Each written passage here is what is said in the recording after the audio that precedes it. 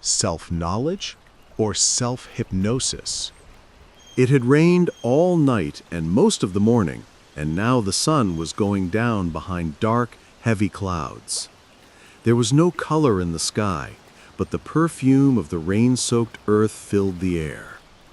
The frogs had croaked all night long with persistency and rhythm, but with the dawn they became silent. The tree trunks were dark with the long rain, and the leaves, washed clean of the summer's dust, would be rich and green again in a few more days.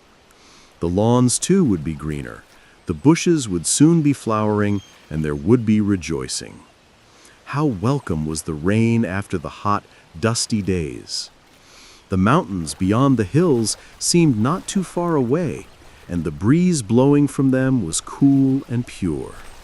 There would be more work, more food, and starvation would be a thing of the past. One of those large brown eagles was making wide circles in the sky, floating on the breeze without a beat of its wings. Hundreds of people on bicycles were going home after a long day in the office. A few talked as they rode, but most of them were silent and evidently tired out. A large group had stopped, with their bicycles resting against their bodies, and were animatedly discussing some issue, while nearby a policeman wearily watched them. On the corner, a big new building was going up. The road was full of brown puddles, and the passing cars splashed one with dirty water, which left dark marks on one's clothing. A cyclist stopped, bought from a vendor one cigarette, and was on his way again. A boy came along carrying on his head an old kerosene tin, half filled with some liquid. He must have been working around that new building which was under construction. He had bright eyes and an extraordinarily cheerful face. He was thin but strongly built, and his skin was very dark, burnt by the sun. He wore a shirt and a loincloth, both the color of the earth brown with long usage. His head was well-shaped, and there was a certain arrogance in his walk, a boy doing a man's work. As he left the crowd behind, he began to sing, and suddenly the whole atmosphere changed. His voice was ordinary, a boyish voice, lusty and raucous, but the song had rhythm, and he would probably have kept time with his hands had not one hand been holding the kerosene tin on top of his head. He was aware that someone was walking behind him, but was too cheerful to be shy, and he was obviously not in any way concerned with the peculiar change that had come about in the atmosphere. There was a blessing in the air, a love that covered everything, a gentleness that was simple, without calculation, a goodness that was ever flowering. Abruptly, the boy stopped singing and turned towards a dilapidated hut that stood some distance back from the road. It would soon be raining again. The visitor said he had held a government position that was good as far as it went, and as he had had a first-class education both at home and abroad, he could have climbed quite high. He was married, he said, and had a couple of children. Life was fairly enjoyable, for success was assured. He owned the house they were living in, and he had put aside money for the education of his children. He knew Sanskrit and was familiar with the religious tradition.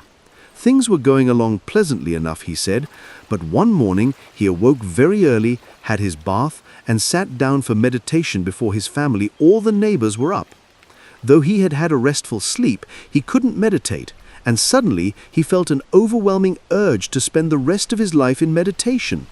There was no hesitancy or doubt about it. He would devote his remaining years to finding whatever there was to be found through meditation, and he told his wife and his 2 boys who were at college that he was going to become a sannyasi. His colleagues were surprised by his decision, but accepted his resignation, and in a few days he had left his home, never to return. That was 25 years ago, he went on. He disciplined himself rigorously, but he found it difficult after a life of ease, and it took him a long time to master completely his thoughts and the passions that were in him.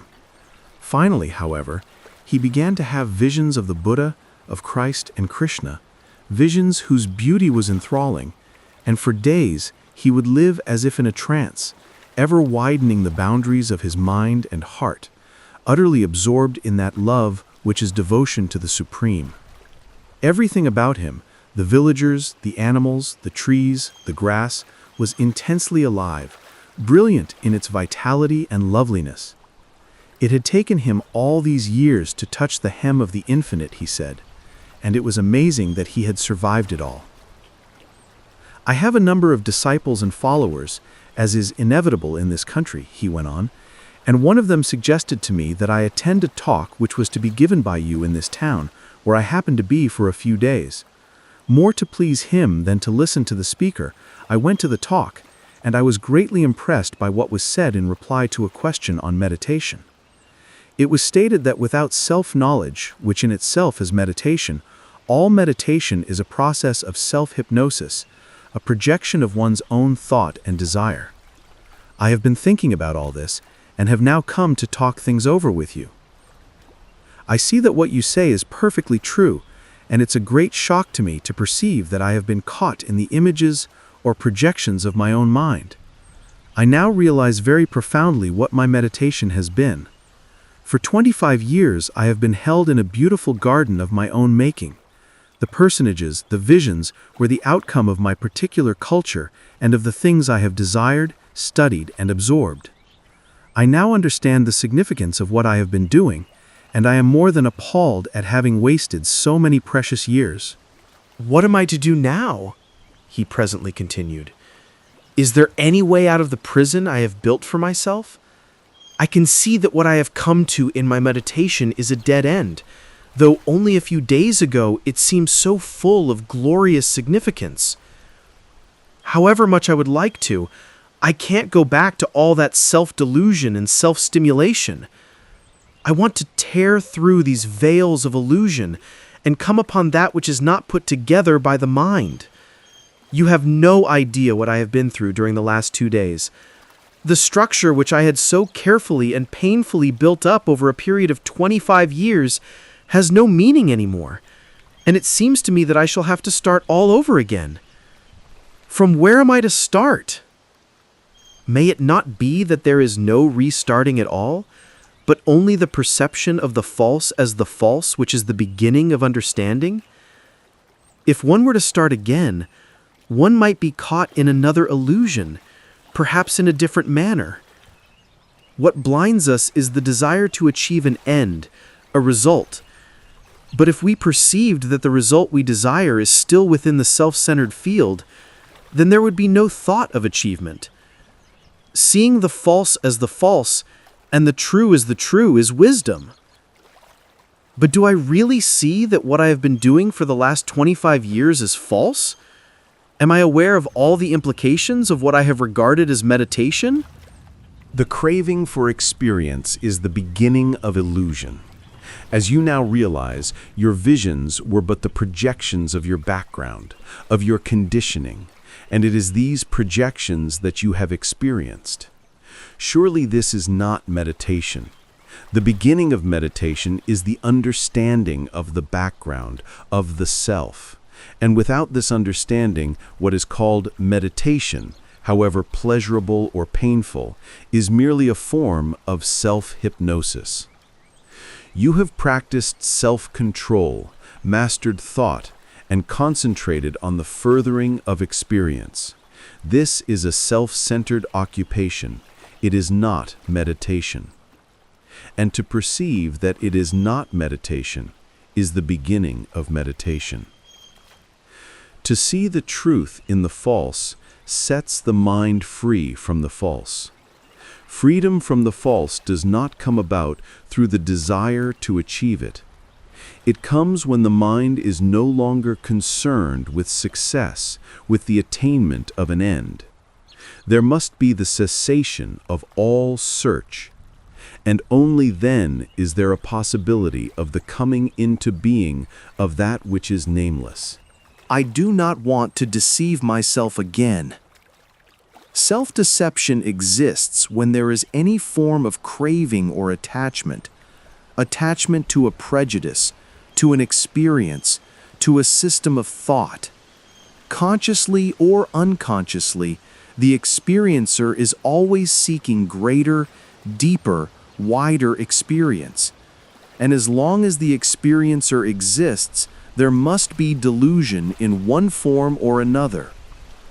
All this involves time and patience, doesn't it? Time and patience may be necessary for the achievement of a goal. An ambitious man, worldly or otherwise, needs time to gain his end. Mind is the product of time, as all thought is its result. And thought working to free itself from time only strengthens its enslavement to time. Time exists only when there is a psychological gap between what is and what should be, which is called the ideal, the end. To be aware of the falseness of this whole manner of thinking is to be free from it, which does not demand any effort, any practice. Understanding is immediate. It is not of time. The meditation I have indulged in can have meaning only when it is seen to be false, and I think I see it to be false. But please don't ask the inevitable question as to what there will be in its place, and so on.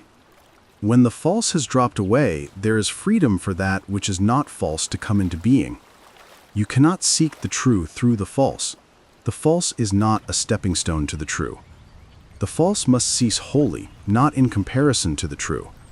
There is no comparison between the false and the true. Violence and love cannot be compared. Violence must cease for love to be. The cessation of violence is not a matter of time.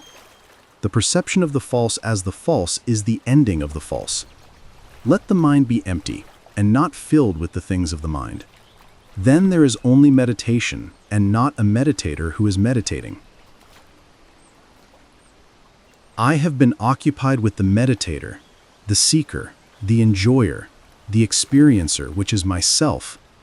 I have lived in a pleasant garden of my own creation and have been a prisoner therein. I now see the falseness of all that, dimly, but I see it.